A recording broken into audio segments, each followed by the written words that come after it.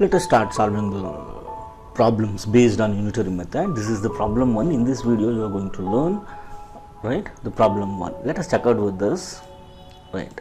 See, if 6 men can do a work in 32 days, in how many days will 24 men complete the same work, right?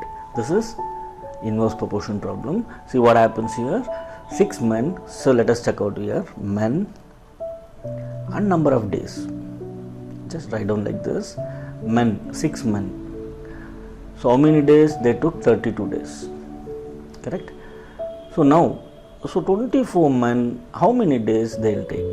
This is the thing. See now, I told you in case of inverse proportion what happens, as the number of men increases, the number of days decreases, right? If one quantity increases, right, so other quantity is going to decrease and vice versa, correct?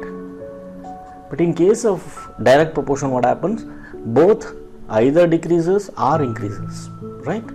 This is the case, right? Let us check out here. Now what you need to do here, so this is the case, right? How exactly you need to tabulate here, x by 32, so this comes here is equal to what? Is equal to 6 by 24. This is simple, 6 by 24, and you should reverse it, that's it. Now x is equal to 6 into 32, that divided by 24. Now simplify it, right? 6 ones are 6 fours are, correct? 4 ones are 4 eights are. So x is equal to 8 days.